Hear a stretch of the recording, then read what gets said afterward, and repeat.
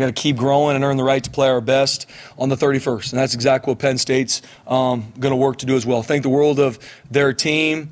Don't know Coach Franklin, but think very highly of him. A ton of respect for him, what he's done over the years, what he's done this season. I mean, they're a touchdown away from being the Big Ten champs and probably being the #1 overall seed in the playoffs. So, ton of respect for him as a coach. I have followed his journey for a long time. He's done a phenomenal job. And really, in all three phases, they're playing their best football. I mean, what they're able to do against SMU on Saturday, I mean, that's very, very impressive. I mean, they're able to, about 12 minutes left in the fourth quarter, they're able to rest their guys in a playoff game. That's a testament to their team. Offensively, they put you in a lot of conflict. I mean, their new offensive coordinator, Andy, does a phenomenal job shifting, motioning, bunch of different personnels, and they're very, very talented across the board. So we got to do a great job with our communication and our eye control just to deal with all the pre-snap issues, along with a lot of schematics that attack you. I think we're going to defend two of the best running backs we've seen all year, and I don't even know if it's close. I mean, these two backs are elite. Not only do they have the top-end speed, but they can also break any arm tackle you come with. And they got, one of the best tight ends in the entire country. Going to be a first-day draft pick, and it's deserved. What I love about Tyler, number 44, is he's not just a pass catcher, which he is. He'll line up at Wildcat. He catches a ton of balls, but he's also, he is extremely physical at the point of attack in the run game. And they got multiple tight ends with him. They got a bunch of receivers that got a ton of juice to stretch you vertically. And, their quarterback's an NFL-type kid. I mean, he's long, can run when the pocket breaks down, do have some design runs we got to be ready for, and he can make the big boy throw. So offensively, they put you in a lot of conflict, and we got our work cut out for us. Defensively, it was on full display what they did this weekend versus SMU. They're one of the best fronts we've seen all season. Obviously, everybody knows about Abdul Carter, number 11. An elite edge rusher. And talk about a young man that's relentless to the football on both sides, number 33 as well. Relentless to get to the quarterback. Kobe, number 41, their linebacker, can go sideline to sideline. Really like their safety, number 1. So they've got a bunch of players on defense that are absolute relentless. They're extremely talented. They play really well together. And it's really hard to get them misaligned, even on shifts and motions and different things. They're very well coached. Coach Allen's done a really good job with that unit. They get lined up, they're on the same page, and then they pin their ears back, and they're on the attack. One of the top run defense in the country, one of the top defense in the country in regards to points scored against them. So we got our work cut out for us on that end. And then special teams-wise, they've done a really good job. They got elite returners, punt return and kickoff return, and they're going to obviously be aggressive. Phenomenal call by Coach Franklin versus Minnesota on the fake punt that went for 50 to essentially ice the game. And they're going to be on the attack special teams-wise, and they're extremely physical on special teams too. Number 0, one of their defensive players does a phenomenal job in all 3 units. We got to know where he is at all times, and they play their best players on special teams. So we got our work cut out for us. It's a phenomenal opponent that we're going to meet down in Arizona, and we're excited to go put the ball down. Is there anything, you mentioned getting guys healthy. Are you willing to say anything about Tubner or any of these guys that have been out? Yeah, Tubes is practicing today, so he's in a really good place. BJ, he'll definitely be available for the game. We're just going to continue to work through what that looks like, but he's able to get a lot more reps than he was. He was able to play a little bit in the championship game, not as much as we wanted. That's just because he's an absolute warrior, but he's doing a good job to get back healthy. We'll see exactly what his reps are going to look like in the game, but he was able to get some reps at practice today. Any chance for gains? We'll see. He did some stuff at practice today. He looks really good. What's it going to look like from the game? It's going to be the same thing. It's going to be I don't want to say a game time decision, BJ, but it'll be game week. What was it like consuming that game for you on Saturday? Watching, you've known that you're playing in this game for 2 weeks now, but you kind of had to wait until this weekend to figure out who. So, what was it like for you guys just kind of watching this, and how did you choose to watch it? Yes, we finished our recruiting official visit on Saturday right before the game started. But one of my favorite things, I remember talking about my daughter's four-year-old birthday was Saturday, day of the game. And I remember I got to do a much better job communicating with my wife as the week goes, which I'm growing in, thank the Lord. And I remember on Friday talking to her about I can't wait to finish the official visit, come home, 10 a.m. kick, watch the game. And she's like, we're going to Fly High jump time for your daughter's birthday at 10 o'clock. So I was like, ooh, probably should have done a much better job planning for this. But my wife's a rock star. We pivoted, so we were able to go to Fly High, the trampoline park later in the day. So I was able to watch it at home with the family. And our staff did the same, went home and watched with their family, same with our players. And sat on my couch and was, like I said, very impressed. Knew what we were going to see from Penn State. A lot of respect for SMU, too. I watched their game versus Clemson, a couple other games, and prep for them as well. But, I mean, Penn State, on full display, they're one of the best teams in the country. You survived the trampolines? I did, barely. Our 2.5-year-old daughter is absolutely fearless. And she took a couple big shots from some big kids, and I thought it was going to go down. So we're all right. Watching the game live, what was the biggest thing that stood out for Penn State for you? Just how well coached they are. There's in all three phases. You talk about from the start of the game to the end. Creating takeaways by their defense. Just started so fast. There wasn't any working into the game. In all three phases, they're extremely well coached, very, very talented across the board. But they're not just out there running around. They're extremely well coached. They're disciplined in all three phases. And obviously, when you watch the film, you could slow it down in your office. But even watching it live, I think was on full display for me. We saw the two big sixes and over interception. How confident are you, but also how much of an emphasis is it with Maddox just for that ball security and being careful in this game? Yeah, the turnover margin's huge in every game. That's kind of the thing I talked to our team. This is the quarterfinal, Fiesta Bowl, a lot of hype, a lot of buzz about the game, as there should be. But we got to earn the right to play our best through our prep, and no different for either team. It's nobody needs to go out there and put on their Superman cape. We need to focus on the fundamentals, techniques that equate to playing really good football. And one of the biggest ones is the turnover margin, taking care of the football on offense, taking away on defense in any game you play. Not just because of the Fiesta Bowl, and obviously their defense does a really good job taking the ball away. We got to be smart with the football. Maddox has shown that he will do that. He's one of the top quarterbacks in the country in regards to touchdown interception ratio, but they do a great job with their front creating pressure, and then there's some errant throws, and their DBs can lock people down, and so it's we're going to be in conflict as an offense. So we're very aware of the task at hand and how talented and well coached they are. But I'm proud of our guys and what they've done to this point, and I know our guys will be ready for that challenge. But the turnover margin is going to be huge in this game. The explosive battle is going to be huge in this game. Those two stats are really what are going to correlate the most to winning. In any game you play, obviously especially the Fiesta Bowl. And in big games or whatever you want to slate them, really in any game, but you can't beat yourself. You got to make the plays you should make. Don't beat yourself. Stay relentless. This is a really good football team we're playing. It's going to be a heavyweight fight. We can't beat ourselves. We got to stay in it, punch after punch, and we're going to earn the right to play our best. You brought up Tyler Warren a little bit earlier. Is he one of, if not the most unique player you faced this year? He does everything. Yeah, absolutely. Tyler Warren is elite, and that's not just my opinion. I'm very positive he's going to be probably the first tight end taken off the board in the NFL draft because of that. He can do it all. More times than not, when you see a tight end, he's a really good pass catcher, and you got to deal with that. Or he's really dominant and physical at the point of attack in the run game. With Tyler Warren, he does it all. He is extremely violent at the point of attack, either at the front side of a play or on the backside rim of a play. He can catch every ball. He's one of their top targets in all downs. And he can play wildcat and throw the ball too. So, you talk about just an extremely gifted athlete. We got to know where 44 is at all times. And even when you got him covered, he's the type of athlete that he's still not covered because of how tall he is, how athletic he is. He can go up and get those jump balls anytime he wants. We know that the "please count us out" phrase you had turned into a shirt and is kind of taken on a mind of its own here. But it seems like there's been no shortage of that even in the last couple of days. Not a lot of people giving you guys a chance. The point spread's double digits. I don't know if you're surprised by that. Do you see it as disrespectful at all? Just your take on how I've yet to see one kind of national person give you a chance to win this game. Yeah, BJ, that's our mentality here. Not just for this game playing the Fiesta Bowl, but that's what Boise State's been built on. And we got to earn our right through our prep to go play our best against one of the top football teams in the country. But I believe in our team. And that's why we talk about, please count us out. People do. Media or people, count us out. Because I know how we're going to work, and I know we're going to work to play our absolute best on the 31st. So if nobody gives us a chance, if the point spread continues to grow, whatever. And and I tell people too, like, hey, use this as motivation. This team doesn't need any more motivation. Like, we've been in playoff football since September.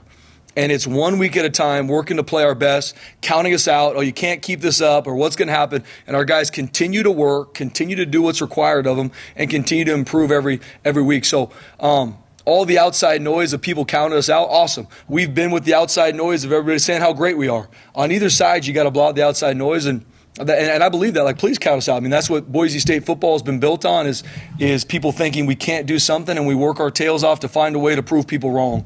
And that's what I believe in our team. Wherever and we use the phrase, put the ball down. Like, it doesn't matter the stadium, doesn't matter what fans are there. Like, on the 31st, put the ball down. We're going to be ready. I've seen you kind of like some of those tweets and things when people say that. I mean, are you sending out daily, text to the team with that stuff? Do you play? I mean, I know you say you block it out, but are you making sure the players are aware of some of this?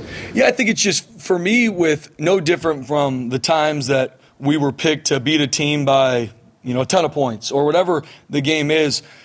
When we talk about outside noise, like, I'm very direct with our players on what is going on. Not because I don't want, if I'm not, they're going to fill in the gaps from outside sources, either family or media or anything. So I'm very direct with our team on what is about to happen. What do we expect from either the team we're playing, from the environment, from the media?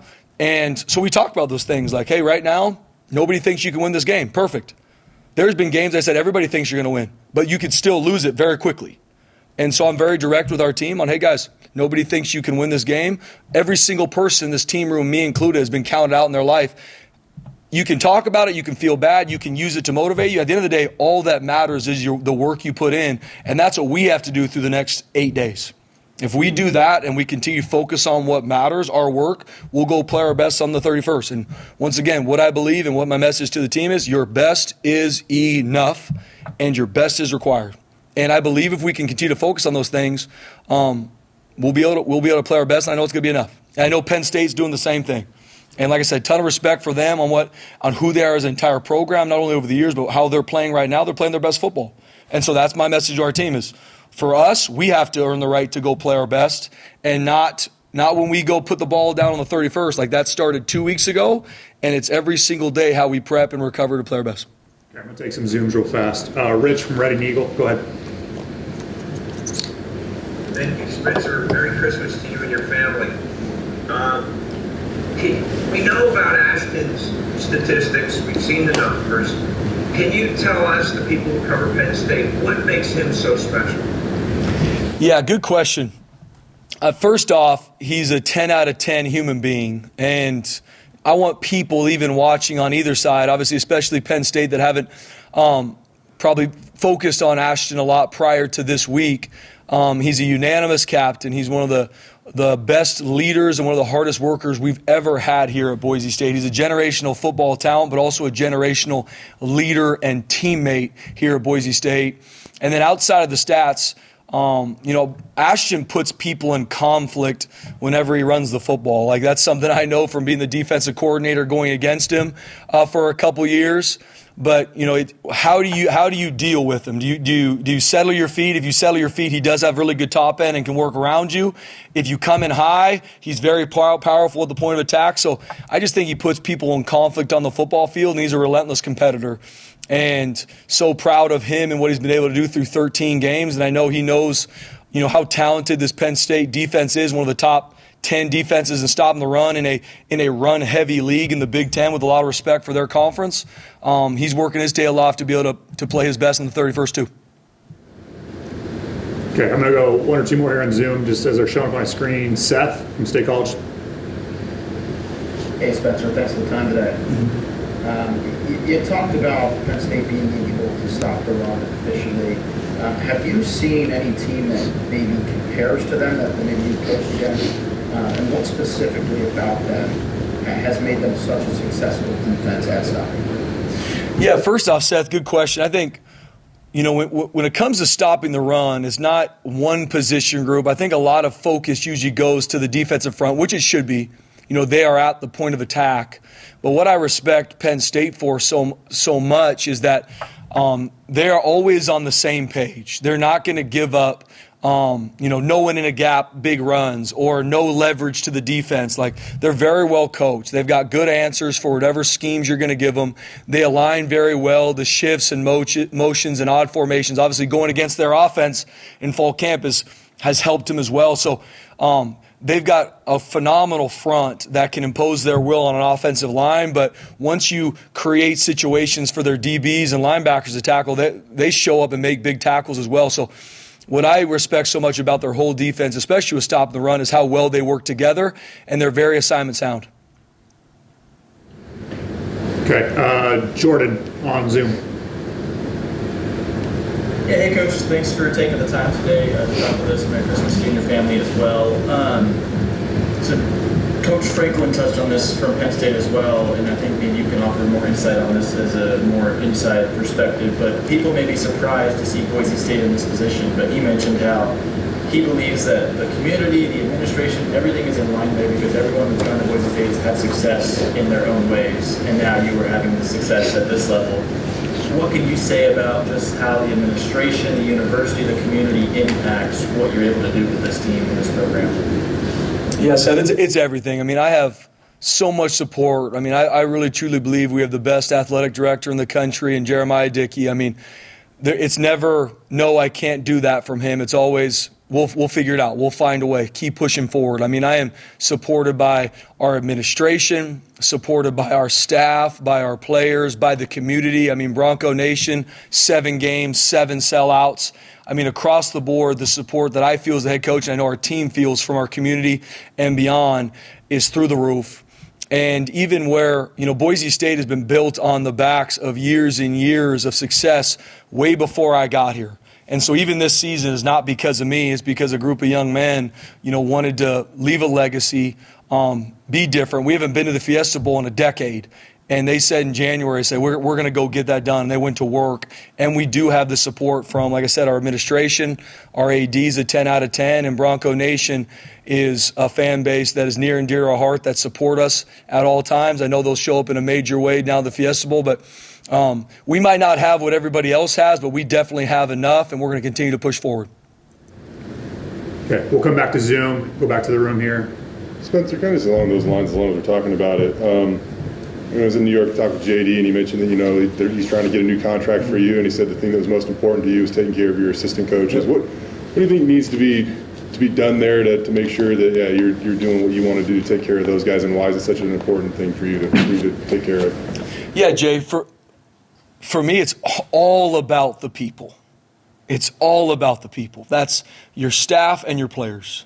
First and foremost, your players, and then secondly, your staff. I mean, that's everything to me. Not just to be successful on the football field and continue to push forward for years to come, but the only reason I do this is to develop people. And so, Jeremiah Dickey's phenomenal, and so with the success comes trying to continue to push the needle. And that's my call to our supporters, to our administration, to the state that, hey, we have more than enough this season. We're going to keep pushing forward. I'm not the guy that's looking at what everybody else has from either money or facilities or whatever. We have more than enough to be successful and play our best in these games coming forward. But it is something for me to use this to make sure we do sound the horn and we do continue to need more. We do. And for us to continue to push forward where college football is, for our staff, for our players, we need to grow our staff salaries. We need to. And I know Jeremiah Dickey's aligned with that. We need to. We need to push the needle. If you look at where the games and the teams we have to beat at Boise State, like we've got to push the needle on our staff salaries. We've got to push the needle on the collective and the NIL space for our players. They deserve it. And so that is something I'm very open about because we have the resources in this community. The Treasure Valley has it. The support for Boise State football and athletics, it is here. But we do got to continue to push forward. What we did this year is not going to be enough going forward. No different a year from now. Like, we got to continue to push the needle, and it's all about people. And that's my biggest push. It ain't about me. It is about our staff and our players. And not saying we got to get all the way to where these other schools might be, but we got to get closer. We got to continue to push the needle and take steps towards where we need to be. And that's a big push for me now, especially when the season's over, because this is home for me. This isn't do a good job and go try and find another one. Like, this is home. This is where God's called me. And the success we're having this year as we continue to finish the season strong, and then it's going to be flip the switch and let's find a way to do it better next season in 25. Like, that's the push and that's the calling, and we need everybody's help to do that. So you've not been afraid to go for it on 4th down this season, just a game of this magnitude, everything on the line. How do you balance risk versus reward? Does it change? Is it just going to be the same for you? What is it? Yeah, going into every game is different. And me and our coordinators sit down and we have a coordinator meeting where we talk through it. Hey, what are the situations this game? We do, analytics does come into it, but then it's going to be where's our team at? Where is the situation we're going to go for it? What are the D&Ds that we're going to use that? When are we going to use some of our fake field goals, fake punts? That comes into it.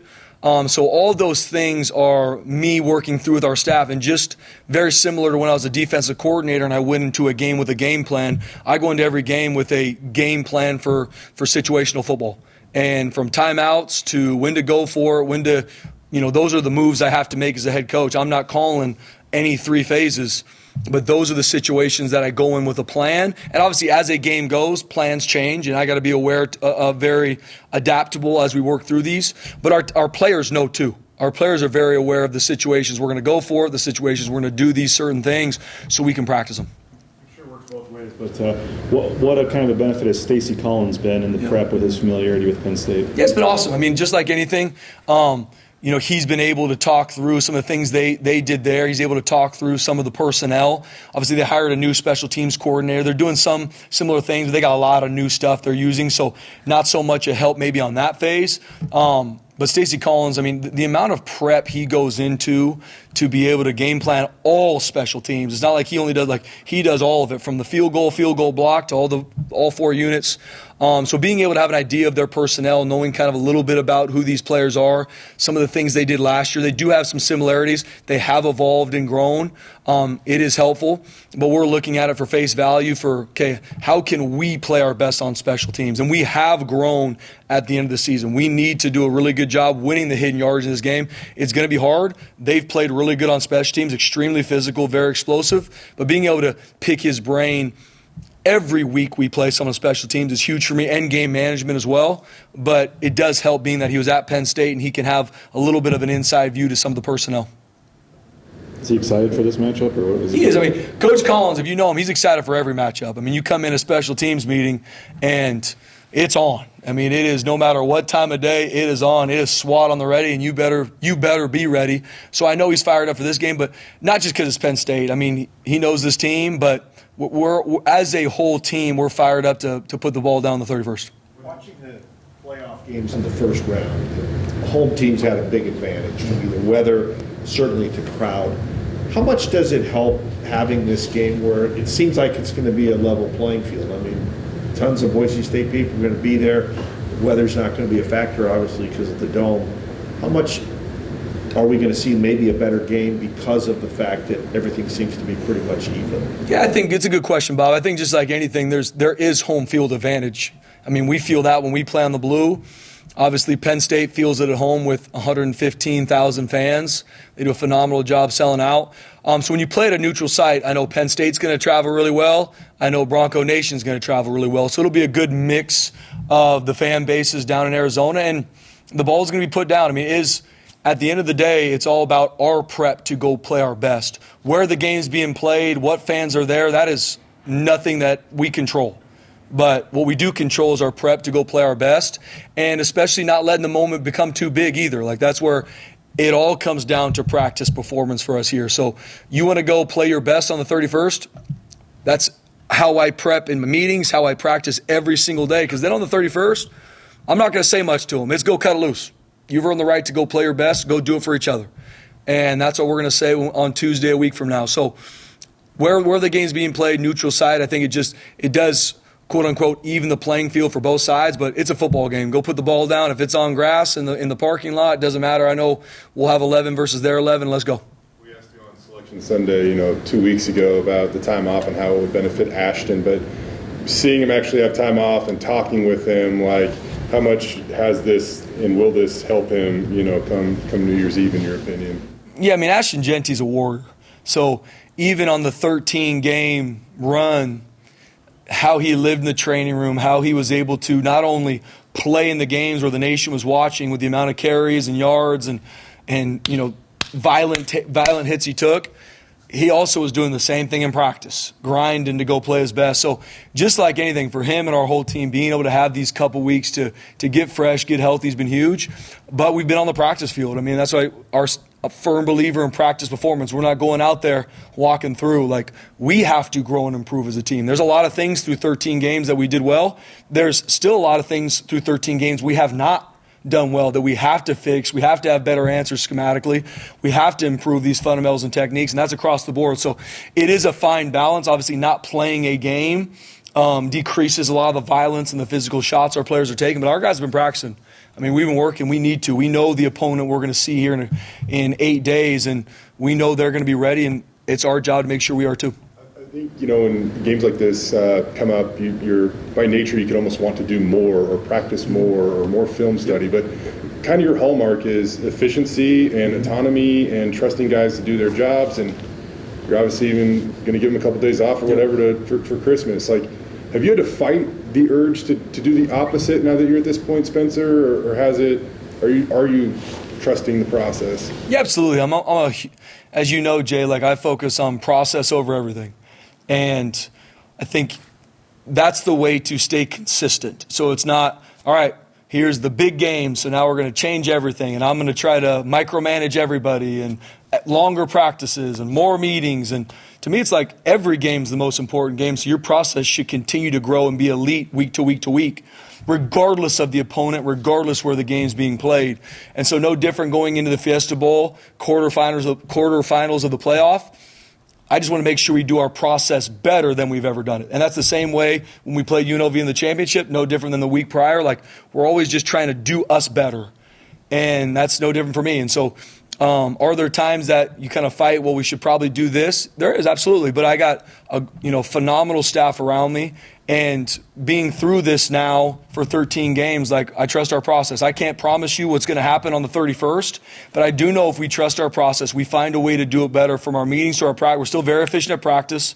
We're not going longer. We're not doing extra meetings. Like, we put a premium on the time they're in this building. It is on. So that 30-minute meeting you got, like, you need to steal every second from that meeting. Because all of a sudden, because the playoff is not all of a sudden going to be an hour. Like, efficiency in our process, and trust it, no different in our schemes. Like, we're going to have switch-ups. We're going to have some different adjustments for Penn State, just like Penn State's going to have for us. But it's all going to come down to execution. And to focus on execution so your team doesn't play slow, I believe in process, and I believe in rest and recovery. That's why I wanted our staff and our players to have Christmas Eve off, have Christmas off. They need that time. They're not going to get this Christmas back. Regardless what happens on the 31st, this time with their families, us included, you're not getting that back. My daughters aren't getting any younger. And that matters to me, and I believe that we've had a good process to this point. It's time to go recover and enjoy our families. On the 26th, we got to get ready to go to work. All right, let's go back to Zoom real fast. John, go ahead. Spencer, back to Tyler Warren. I know you were watching both Penn State and SMU before the game on Saturday. How quickly was the parents? What kind of challenge you need to cover, and what impressed you most about his game? Yeah, I mean, prior to even watching the game this weekend versus SMU, I mean, even on the film study on the season he's had to date, and talking with a lot of coaches that have played against Tyler, every single one of them just talked about how elite he was in every phase of the game. The second we talked to defensive coordinators that have played against Penn State, the first guy they all brought up was Tyler Ward, and was just, he is better than maybe you might even think he is. Like, it's one of those where you keep waiting for, okay, what are some flaws in his game? Is someone going to find something even when you're watching film? If there are any, it's hard to find, because what he's able to do in the pass game, in the run game, as a quarterback, I mean, he's one of the best I've seen in a long time, and he's a huge part of what they do offensively and as a team. Colton, go ahead. Hey, can you hear me? Yes. Awesome. Thanks for the time. I just wanted to get your thoughts. Obviously, being now in the CFP quarterfinals, a big topic of discussion right now is the format and which teams deserve to be in or out. I'm curious what your thoughts are on the format overall, and just why do you think your team deserves to be in the position that it is, with the bye and everything? Yeah, good question. I mean, in regards to the format, and I'm asked about a lot of questions that I don't control. I'm asked about transfer portal. I'm asked about NIL. I'm asked about college football playoff format. Those are no things that I decide. And so when the college football playoff came out and how the format was going to happen, that's what we went on to attack. And looking at it from our team in the offseason, we knew that we had to, each game was a playoff game, and what that would mean at the end of the season was up to us handling week to week. At the end of the season, at 12-1, winning our Mountain West Conference championship game, fully believing we deserved the right to get a first-round bye. If that didn't happen, if all of a sudden they put us at a different seed, we'd be fired up to play the game. Because those are things we don't control. I'm not on the college football playoff committee. They're not calling me to ask me how I should change it. So it's not something that I think about a lot. I do believe our team has earned the right through 13 games to get a first-round bye and play in the Fiesta Bowl. I believe that. I tell teams to watch the film. Everybody knew going into this season what the playoff format was, and it was our job to handle every single week through the regular season to win a championship to put ourselves in this situation. But in regards to the future and the format, it's not something that I control, so I don't put a lot of thought into it. But I do love the college football playoff as an expansion because it gives everybody a shot. What's going to happen at the end of the year? Who's going to win the national championship? Nobody knows. But across all FBS teams, when you start the season, everybody's at a level playing field. Everybody's got a shot. And then you got to go earn the right to win the game so that you can get in. Okay, Jared on Zoom. Coach, Merry Christmas and thanks for having us today. I wanted to ask you a little bit on the Penn State side. We obviously don't know a lot about Boise State, but what makes you, Spencer Danielson, you as a coach and as a man of Christ? Yeah, it's something that I'm very open about. I really do believe that the only reason I'm the head coach here is that Jesus put me here to develop people. Some people might not like that I say that, but I truly do believe that, and everything I focus on is developing these young men for life. That doesn't mean that there's not a driving passion to win every single game we play. I mean, it says in the Bible, run the race to win, and that's in everything you do in life. And that's my message to our players is, in life, you can't take losses. If you take too many losses as a husband, you're going to get a divorce. You take too many losses as a father, your kids aren't going to want to be around you. But it's all about developing these young men for life. And I know the more you develop them as men of character, men of integrity, men of discipline, so on and so forth, they're going to make the right decision on fourth down when the game's on the line. But that is a byproduct of developing them as people. And so that's something I'm very passionate about. There's still so many things that I'm excited to as a head coach to learn and grow in, but my drive and passion impact these people, these young men for life long after football's over. That will never change. Okay, Joe on Zoom, and we'll come back to the room. Appreciate the time today, Coach, and I'll wish you a Merry Christmas. So I asked last week before Penn State SMU, I asked Brett Lashley about Headquartered, who you mentioned earlier. He said that based on the film, Abdul was the best defensive player SMU had to prepare for in his time there. So in your time at Boise State, including your years as an assistant, is there any opposing defensive player that you've seen at Abdul's level? And what are the challenges that come with preparing for a guy who not only is arguably the best defensive end in college football, but he's also talented enough to do damage at other positions on the field? Yeah, good question. In regards to Bill Carter, I mean, going back through our season this year, I don't think we've seen a defensive player like him. I mean, very, very impressed with his game. I mean, being able to transition from inside linebacker to edge and the success he's had, not just the statistics, which he has all those. I think he's got 11 sacks, bunch of TFLs, bunch of tackles. I love the relentlessness he plays with. And he's a guy that you better know where 11 is at all times. And just to give you the best shot, to block him, to get hands on, because even if you slide to him, even if you chip him, I mean, he's so long, so explosive, has one of the most elite get-offs I've seen in a long time as an edge player that, I mean, he's a nightmare to deal with. And not only is he doing that in the pass game, the amount of plays I've seen him run down from the backside by relentless pursuit, is too many to count. So I love the way he plays the game. He plays it with his hair on fire, and he's a guy you better know where he's at all times and have an answer for. He's a game wrecker. Okay. Anyone left in the room? Is the uniform combo? You kind of let that out of the bag. What was there any at all doubt or question about that, and just kind of cool that you worked out, you got the pick, and you're sticking with what's worked? Yeah, there was no question about it, BJ. I am a huge fan of the all blues, the all blacks, and the all whites. I have zero swag. I have zero feel of what people might want, so I'm probably the wrong guy to ask. But I knew the second we were playing the Fiesta Bowl, that wasn't even going to be a conversation for me. And I said, whatever we did prior, I know that's what people are going to want. Let's let the fans happy, and our guys will put it on and go to work. For Max Cutforth, I assume he's your number 2 now. What does he have to do now, between now and game day, to be ready for that position? And I don't know how much you want to go into it, but it seems like there was even a point in time during the season where he might have been, pushing to be number 2 for a minute. Yeah, Max has done a great job. As a redshirt freshman, a walk-on, just fighting his absolute tail off. Last year on scout team, the scout team quarterback is a nightmare job, and just doing it with a smile on his face and continue to get better. Coach Cutter's done a phenomenal job with Max, and seeing him, as the 3 quarterback or the 3rd quarterback, you don't get a ton of reps through the season. But just seeing him even the past week and a half, the reps he's getting, we do 2-minute versus our defense, and seeing him operate, execute.